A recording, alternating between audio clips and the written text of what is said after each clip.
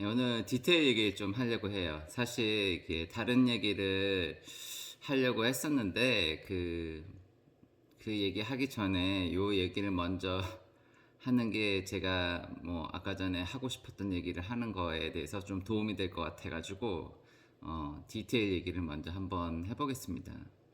디테일이라는 건 뭐냐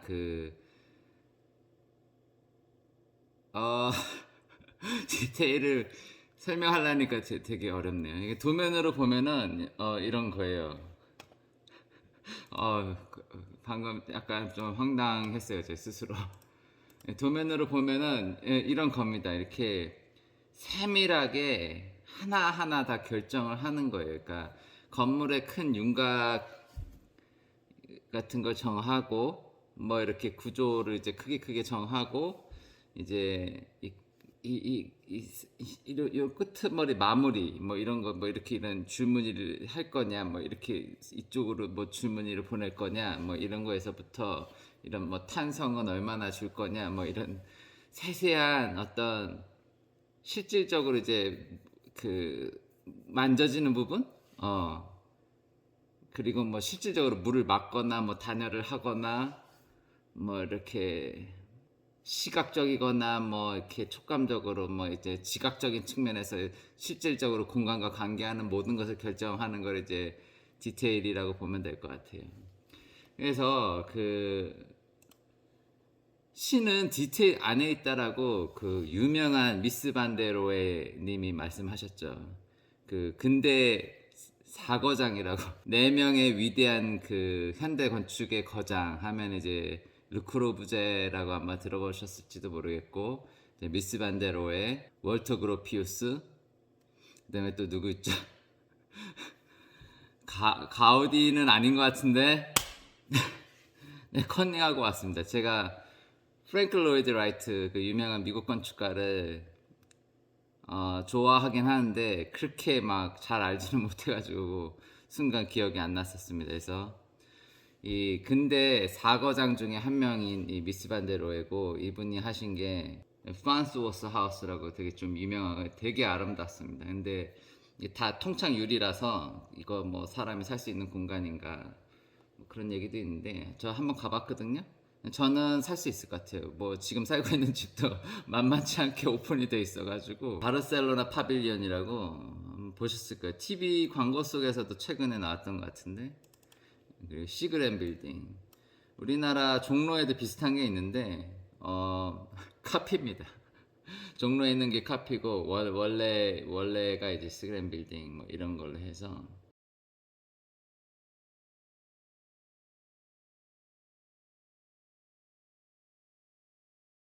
서울시청사 얘기도 해볼게요. 그 서울시청이 그 한때 뭐 우리나라에서 제일 흉한 건물인가 하여튼 뭐 그런 거에 뽑혔었잖아요. 저는 거기에 대해서 뭐 그런 생각을 좀 했었던 것 같아요. 물론 이렇게 뭐 그냥 봐서 흉해 보일 수도 있어요. 그냥 흉해 보일 수도 있는데 그 설계 자체는 나쁘지 않았던 것 같아요. 그 공모안 보면은요. 뭐 이런 식으로 내부 공간이 굉장히 아름다워요. 보면은 이렇게 파세티드 서페이스라고 해가지고 이게 하중을 받게 디자인을 했는데 아마 이렇게 하면 굉장히 비용이 많이 나왔던 것 같아요. 그래서 해외 구조 사무실에도 맡기고 뭐 이런 디테일을 개발하는데 시간도 굉장히 오래 걸렸고 뭐 그러기 때문에 이런 류의 그 건축이 이미 실현되어 있습니다. 이게 불가능한 구조는 아니었을 거라고 생각을 합니다. 저는 이게 불가능한 구조는 아니었을 거라고 생각하고 이 지금 내부 공간이 굉장히 드라마틱하고 아름다워요, 사실. 그리고 어떤 면에서는 뭐 이렇게만 지어졌으면은 정말 세계에 좀 길이 남을 뭐 하여튼 그런 굉장히 훌륭한 건축물이 됐을 수도 있었을 거라고 생각을 합니다. 근데 비교를 해보세요. 지금 이게 지어진 모습이죠. 이 내부에 이 서피스, 그러니까 글라스를 잡고 있는 서피스는 별도로 작동을 하고 그 안에 이렇게 스페이스 프레임 같은 걸 넣었어요. 예? 트러스를 이렇게 막 육중하게 넣었죠. 물론 우리나라 태풍도 오고 하니까 뭐 이게 안 될 수도 있는데 해외에는 이런 식으로 지금 이게 같은 공간입니다. 이제 같은 공간인데 한번 보세요. 이게 같은 공간으로 보여지시나요? 그러니까 건축가는 이거를 하고 싶었던 거지, 건축가는. 근데 이 시공 단계에서 건축가가 완전히 배제되면서 이 시공사 마음대로 이렇게 설계를 바꿔가지고 이렇게 지은 거로 저는 알고 있습니다. 그래서 내부 들어가도 그렇게 안 예쁘죠. 내부 들어가도 뭐 좀 흉하죠. 이 프레임이 너무 청키하다 그러나 이렇게 날렵하지 못하니까. 제가 언젠가 말씀드렸지만 그 부재가 얇으면 얇을수록 그 신비로움 같은 걸 줘요. 이게 어떻게 이렇게 서 있지 막 이런 거. 이거는 뭐 CG긴 하지만 진짜 프레임을 얇게 지금 가져갔잖아요. 이 두께 차이를 보세요. 그리고 사용된 부재 수를 보세요. 완전 차이가 지금 구현된 안이랑 그 공모안이랑 이게 같은 게 아니에요. 완전히 다른 거예요. 그러니까 이제 이 지금 당선된 안을 가지고 물론 그렇게 물을 수도 있을 것 같아요. 구현 가능하게 설계를 해야지. 뭐 이건 다른 문제인데요. 모든 거에 대해서는 그 어떤 의지라는 문제가 관련되어 있는 것 같아요. 뭐 해외에서는 뭐 구현 가능한 것만 당선되냐 그건 아닌 것 같아요. 그 시공 단계에서 좀 추가 비용이 나더라도 기꺼이 거기에 대해서 투자를 하고 아직 이제 사용돼 보지 않았던 기술에 대해서도 그 모컵을 크게 만들어 보든지 뭐 이렇게 테스트를 해가지고 개발을 해내는 거죠. 건축 기술을 개발을 하는 거죠. 그래가지고 이제 하는데 우리나라에서는 이미 가능한 것만 하라고 하니까 건축이 뭐 이 모양 이 꼴인 거죠. 그렇지 않나요? 예? 뭐 한국 가가지고 뭐 한국에서 뭐 그렇게 막 와 구조적으로 이건 막 지린다 막 이런 건축물 보신 적 있나요? 이 정도에서 그냥 이 정도에서 마무리를 해야 될 것 같아요. 예. 디테일적으로는 어쨌든 요 당선안이라 한번 보세요. 당선안이랑 지금 준공된 안이랑 전혀 같은 게 아닙니다. 이 선 같은 것도 굉장히 날렵하게 부드럽게 뽑았잖아요. 지금 굉장히 부드럽게 뽑았습니다. 근데 지금 실제로 지어진 거에서는 이렇게 막 이런 식으로 됐죠. 그래서 뭐 비슷해 보이긴 하는데 제 입장에서는 그래요. 비슷해 보이긴 하는데 같은 건물은 아니다. 건축에서 이 디테일이 굉장히 중요합니다. 디테일을 굉장히 잘 해야 되고 그 해외에서는 예를 들자면 이제 계획 설계나 기본 설계, 실시 설계 다 한 오피스에서 해요. 한 오피스. 우리나라는 어떠냐면은 뭐 이렇게 이 실시 설계라는 게 비용이 잘 안 나오는 것 같더라고요. 그래서 되게 뭐 작성해야 될 것도 많고 이제 신경 써야 될 것도 많으니까 보통 하청을 줘요. 하청. 그래서 이제 막 실제로 그 공간 안에 들어가서 그 공간이 좋다 막 몇 킬로미터나 아니면 그냥 사진상에서 보는 거로 좋은 게 아니라 그냥 그 공간 안에 들어가서도 좋다 뭐 이런 느낌이 들려면 이 디테일이 생명이다. 디테일이. 예? 서울시청사는 그런 거에 대해서 완전히 실패를 한 거고 이제 디테일이 생명이다. 실제로 공간이 정말 좋으려면은 근데 이게 문제가 뭐냐? 우리나라 현실에 대해서 잠깐만 얘기해 볼게요. 보통 대형 프로젝트일 경우에는 이 디테일 설계가 좀 까다롭고 뭐 이제 돈도 안 되니까 다 하청을 주는 걸로 알고 있어요. 근데 이게 요즘은 어떤지 몰라요. 제가 저도 좀 세월이 많이 지난 사람이라 그 어렸을 때 대형 사무소에 잠깐 다닌 적은 있는데 그때는 그랬어요. 그 제가 20대 후반 그 대학교 막 졸업하자마자 좀 대형 사무실 다녔는데 그때는 이제 실시 설계를 그 하청을 줬어요. 그래서 이제 우리는 기본 설계랑 계획 설계랑 기본 설계까지만 하고 이제 실시 설계는 그래서 이제 시공 현장에 가서 할 말이 별로 없는 거지. 디테일을 잘 몰라. 이게 어떻게 이렇게 되는지 잘 몰라. 그러니까 시공 현장 가서 별로 할 말이 없는 거야. 대형 사무실에서는 그 실질적으로 이렇게 조합이 되고 뭐 이렇게 이렇게 뭐라 하나 순서, 이렇게 조립의 순서 뭐 이런 것들도 다 실시 설계 사무실에 따로 있으니까 그렇지 않아요? 뭐 그냥 대충 이제 만들어진 형태는 아는데 이게 어떻게 조합되는지는 이제 개념이 없었던 거죠. 그래가지고 이제 저는 저 같은 경우는 그 디테일을 배운 거는 영국 가서 배웠어요. 그 건축가한테 배운 게 아니라 거기 아키텍처럴 테크니션이라는 이제 직종이 따로 있었어요. 건축가는 아니고 이런 이제 디테일만 주로 푸는 어떤 위치에 있는 분이셨는데 그분 옆에서 이제 디테일을 좀 많이 배웠었죠. 그래서 감히 잘 모르면서 시공 디테일의 4대 원칙, 와, 감히 이런 말을 제가 써붙여 놨습니다. 아마 제가 많이 모자라니까 뭐 부족한 게 있으면 저한테 조언을 주시면 저는 그 배우는 자세가 돼 있는 사람이기 때문에 겸손한 마음으로 평생 배우는 마음으로 살고 있는 사람입니다. 하여튼 조언을 주시면 배우도록 하겠습니다. 그래서 시공 디테일의 4대 원칙을 지금 얘기하려고 합니다. 한 가지 더 그러니까 두 가지 더 얘기하고 이제 넘어갈게요. 예, 학교에서도 잠깐 가르친 적이 있어요. 대학교 강사로 학교에서 가르친 적이 있는데 어느 날 이제 그 건축가 복도를 이렇게 쫙 걷고 있는데 디테일 도면을 복도에다 쫙 전시를 해놨더라고요. 그래서 유심히 이렇게 딱 봤는데 그냥 이 학생들이 이게 뭘 의미하는지도 모르고 그냥 베껴가지고 그려 놓은 거예요. 말도 안 되게. 웃긴 거는 이제 그 교수님이 그 체크를 하나도 안 해주셨더라고요. 이 틀린 거를.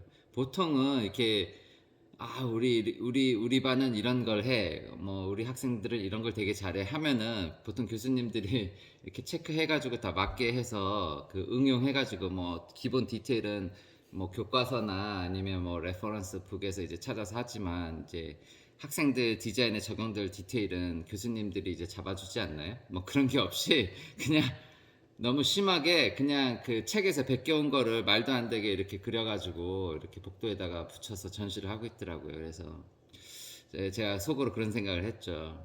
와, 이 교수님이 너무 바쁘신 건가? 아니면 교수님이 디테일을 전혀 볼 줄 모르시는 건가? 뭘까요?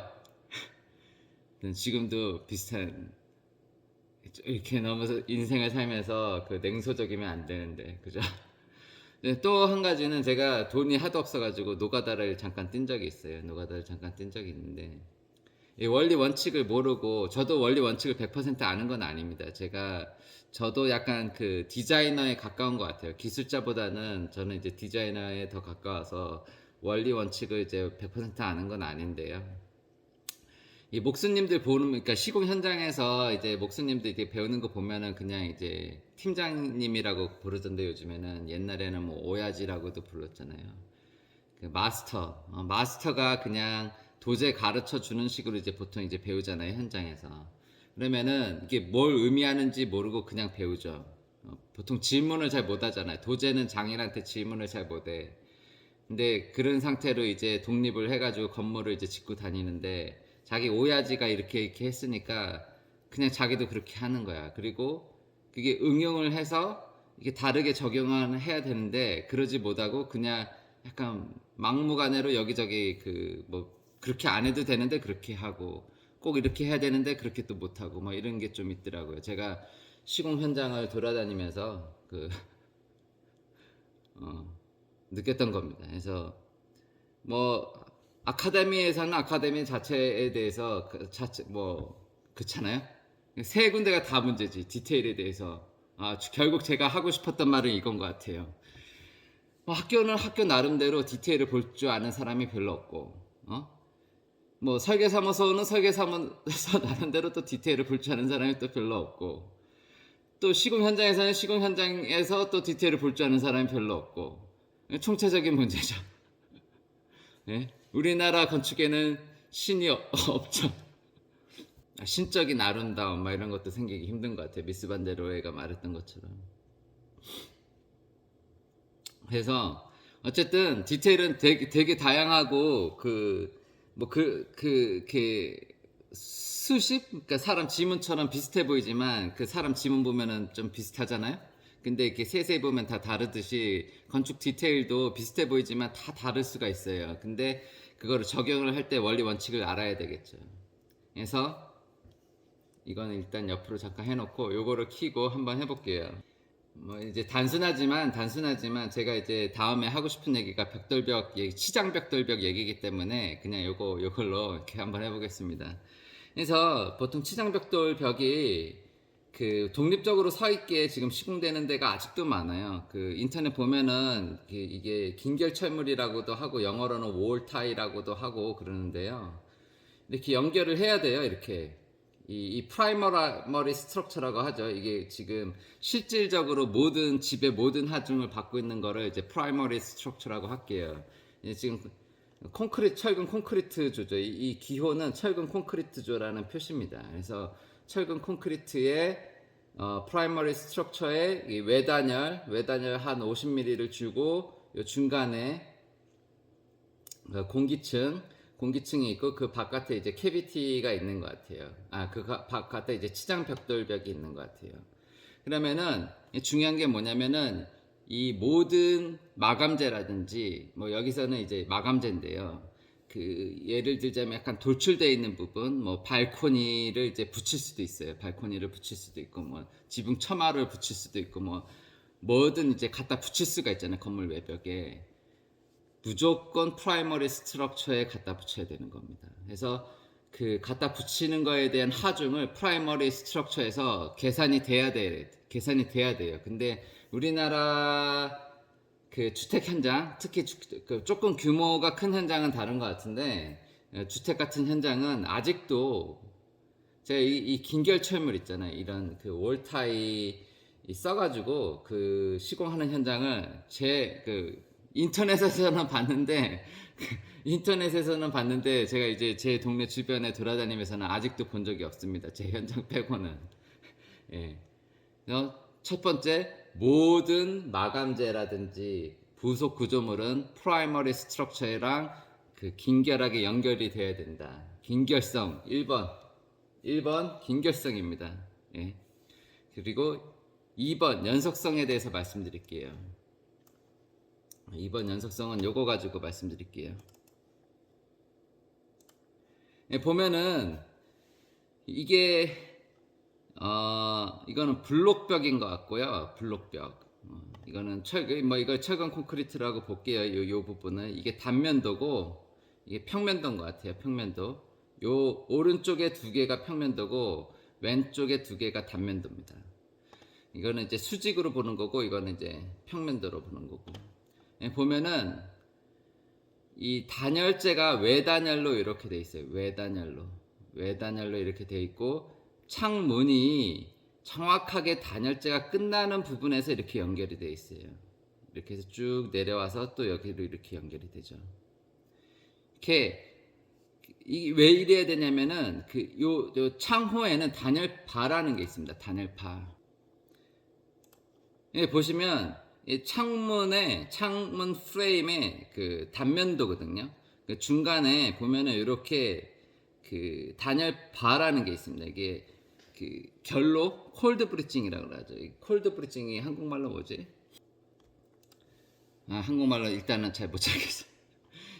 이 콜드 브리징이라고 하는데 이 콜드 브리징을 완전히 차단을 해주는 거죠. 이 단열바가 이게 고무입니다. 고무. 그 찬 기운이 이 바깥에서 안쪽으로 전달되는 걸 완전히 차단해 주는 거죠. 뭐 이런 라인이 이 단열선하고 맞춰서 이렇게 연결이 돼야 되는 겁니다. 맞춰서. 근데 이렇게 안 되는 경우가 상당히 많아요. 상당히. 제가 다음 동영상에서 아마 왜 그게 문제인지 설명을 해드릴게요.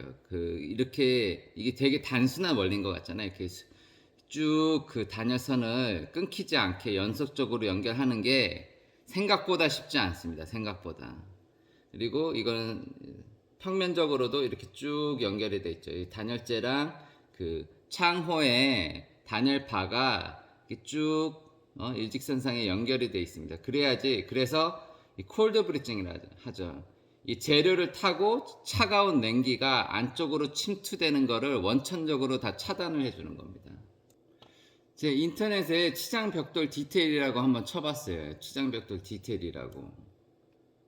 보면은 요거 단열재가 이렇게 꽉 채워져 있죠. 그리고 창호가 단열재 딱 끝나는 부분에 만나서 이렇게 쭉 연결이 돼 있어요. 이거는 조금 안쪽으로 들어가 있네. 조금 안쪽으로. 예? 그래서 냉기가 이렇게 타고 갈 수도 있겠어요. 자칫 잘못하면. 그죠? 냉기가 이렇게 타고 안쪽으로 들어갈 수도 있겠어요. 그러면 여기 이쪽 부분에 결로가 생기는 거예요. 다른 것도 한번 봐볼까요? 지금 요거 한번 볼게요. 스타빌 엔지니어링이라는 그 사이트에서 이렇게 나왔는데, 이런 식으로 시공되는 경우가 많아요. 이렇게 요게 아마 창호인 것 같고요. 여기 어딘가 이제 그 단열 바가 있겠다. 단열 바. 근데 이제 우리나라는 요런 디테일 같은 게 발전이 안 해가지고 뭐 이렇게 외단열이죠. 이렇게 치장벽돌이 바깥에 있고 중간에 이제 단열재가 있고 이제 프라이머리 스트럭처 여기 있으면 지금 단열재가 이렇게 오다가 끊겼어요. 요 벽돌에 의해서. 요 벽돌에 의해서 끊겼습니다. 근데 여기서 지금 스타 열 차단제 시공 뭐 이렇게 하면은 뭐 이런 식으로 시공이라 하라고 나와 있는데 사실 이게 쉽지 않죠. 현장에서 지금 현장에서 이렇게 각다기를 해가지고 다른 방법이 있는데 영국에서는 이렇게 안 하고 그냥 이게 뭐 하여튼 뭐 제가 다음에 요거는 너무 디테일하게 들어가니까 다음에 설명해 드릴게요. 그래가지고 요걸 요렇게 끄는 거예요. 그러니까 보세요. 단열재를 요렇게 오다가 이렇게 돌아서 이렇게 가도록 제한을 한 거예요. 원리 원칙적으로는 하등의 문제가 없어요. 근데 시공이 좀 어려워요. 이게 이 현장에서 그 철근 콘크리트 거푸집 짜시는 분들이 요렇게 해가지고 요렇게 해서 요렇게 지금 이걸 짠다? 그리고 요 구조가 지금 요 창호를 버티는 구조가 요만큼밖에 안 되는 거잖아요, 지금. 그러니까 이게 조금 이것도 말이 안 되지만 이것도 지금 좀 완벽하지 않은 것 같아요, 저는. 그래서 오늘은 여기까지 하고 넘어갈게요. 예, 이거는 이제 아까 제가 말씀드린 이 단순성에도 이제 관련이 돼요. 이게 단순한가? 시공하기에 적합.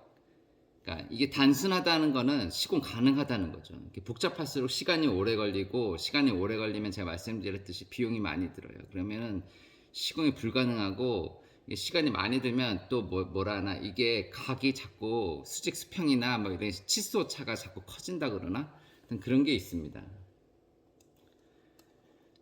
하여튼 그렇고요. 세 번째 환기성입니다. 건물을 짓다 보면은 그 재료와 재료 사이에 빈 공간이 나타날 수밖에 없어요. 그러면은 그런 빈 공간들은 무조건 환기가 돼야 됩니다. 무조건 환기가 돼야 되는 이유는 그 환기가 안 됐을 경우 거기 습이 차가지고 썩기 시작해요. 뭐 이렇게 재료 자체가 썩진 않아도 거기에 뭐가 끼게 생기고 되고 이제 뭐라 하나 이제 냄새가 날 수도 있고 그런 거죠. 뭐가 끼면은 거뭇거뭇한 게 끼면은 건강에도 안 좋고 그러겠죠. 뭐 이렇게 뭐 미생물 같은 게 이제 공기 중에 떠다니고 그러지 않을까요? 예, 보면은 여기 X자 표시로 미세하게 보이는데 이게 무슨 표시냐면은 위폴이라는 겁니다. 위폴. 그래서 이런 거 보셨을지도 모르겠어요. 이렇게 몰탈 사이사이에 요런 구멍이 있어요. 숨구멍들이. 예. 생각보다 꽤 촘촘하게 있습니다. 이런 것들이 그 프라이머리 스트럭처랑 치장벽돌 사이에 공기 순환을 시켜주는 장치입니다. 그래서 이거 꼭 있어야 되고요. 뭐 이런 그 외부의 마감재 뭐 이런 것뿐만이 아니라 이런 장롱 같은 거 있잖아요. 이 안에 옷도 안에 옷도 이렇게 환기가 돼서 이렇게 좀 건조한 상태로 보관이 돼야 되겠지만 이 붙박이장 이 뒷공간 있잖아요. 뒷공간. 예? 이 붙박이장 뒷공간도 이렇게 환기가 돼야 돼요. 아시나요? 그래서 이 붙박이장을 딱 밀어놨는데 그 뒷공간을 완전히 이렇게 딱 막아버려. 그러면 거기 결로가 생깁니다. 굉장히 그 가능성이 농후해집니다. 그래서 뭔가 이게 빈 공간이다? 그러면 무조건 환기가 돼야 된다. 예. 그래야지 이제 집이 오래 갑니다. 그래서 근데 우리나라 건물 돌아다녀 보면은 그 빈 공간 만들어 놓고 환기시켜 놓는 건물이 별로 없어요. 예. 한번 유심히 보세요. 처음에 영국에서 한국 들어왔을 때는 와 그냥 쓴 그런 게 되게 많았는데 거의 10년이 지났는데도 별로 달라지는 게 없어가지고 좀 그래요. 여전히 이렇게 제가 이렇게 이건 잘못됐다고 얘기하고 뭐 저뿐만이 아니라 이 디테일에 신경 쓰는 많은 건축인들이 이렇게 하면 안 된다, 이렇게 하셔야 된다 해도 잘 안 바뀌더라고요.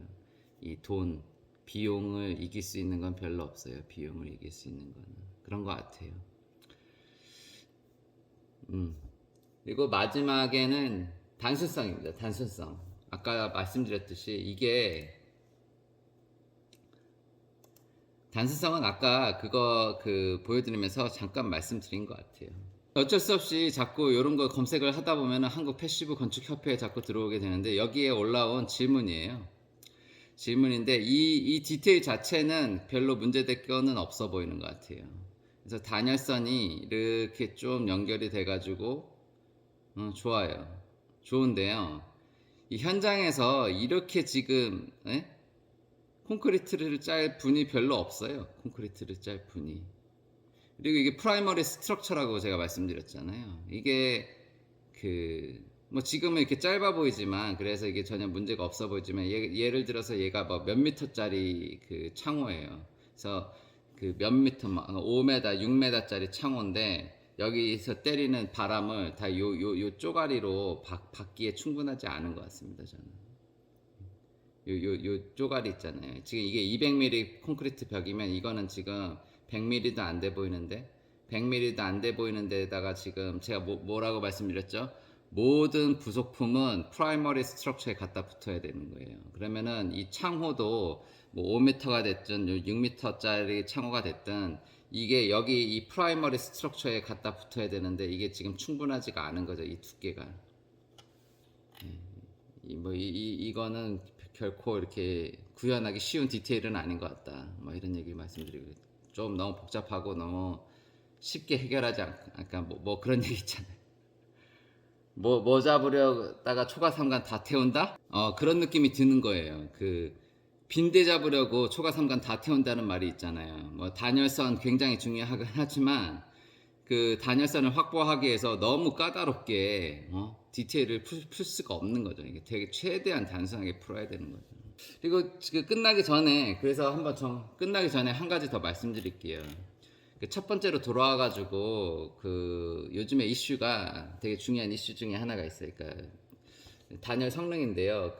보통 가등급 단열재를 중부 이 지역 외벽에 사용하려면 135mm를 사용을 해야 돼요. 그러면은 이거를 프라이머리 스트럭처에 연결을 하려면 거의 200mm 가까이 이제 철물이 길어져야 되는 거죠. 이게 어떤 거를 의미를 하냐면 제가 이거 그러니까 철물이 이렇게 짧아요. 짧을 때는 이렇게 잘 들고 있을 수가 있어. 지진이 나도 이렇게 짧으면은 이게 치장벽돌이에요. 이게 치장벽돌 한번 보세요. 치장벽돌인데 이게 짧아. 옛날에는 단열재가 50mm밖에 안 됐단 말이에요. 옛날에는 단열재가 50mm밖에 안 됐으니까 제가 프라이머리 스트럭처예요. 여기 단열재가 있고 그러면 이게 짧으니까 이게 길지 않아요. 이게 길지 않으니까 이렇게 지진이 나고 뭐 이렇게 해도 제가 이게 들고 있을 수가 있었어요. 근데 요즘에는 이 단열재가 이렇게 135mm. 그러니까 이거 들고 있기가 너무 힘들어요. 예? 그리고 이게 뭉개지는 거지. 이렇게 자꾸 이렇게 처지잖아요. 이렇게 움직이면은 단열재가 뭉개질 것 같지 않아요? 그러니까 연결철물이 135mm를 뚫고 거의 200mm를 나와서 치장 벽돌을 잡고 있기가 용이치가 않다. 지금 여기는 아예 내단열인 것 같아요. 내단열. 그래서 이게 되게 짧죠. 되게 짧으니까 웬간치 지금 흔들려도 이 프라이머리 스트럭처가 이 철물을 통해서 치장벽돌을 잡고 있을 수 있을 것 같아요. 근데 요즘에는 이게 단열재가 135mm고 또 공기층도 있어야 되잖아요. 공기층 뭐 30mm에서 50mm 그러면은 다 완벽하게 하기가 결코 쉽지 않은 상황이란 말이에요. 제 생각은 그렇습니다. 제가 연결 철물을 현장에서 이렇게 설치를 해봤을 때 단열재를 뚫고 나와가지고 이게 벽돌을 잡고 이렇게 길게 나와가지고 콘크리트 벽이 있고 200mm 넘게 나와가지고 단열재를 뚫고 나와가지고 이 벽돌벽을 잡고 있기가 쉽지가 않다. 그리고 그런 철물이 지금 판매되는지도 모르겠어요. 이게 단열은 강화를 시켜야 되고 뭐 이렇게 내지는 또 내진대로 좀 뭐 적응을 해야 되고 하니까 이 디테일 풀기가 쉽지가 않습니다. 디테일 풀기가. 예, 갈수록 더 어려운 거죠. 뭐 그런 거 있잖아요. 그런 거.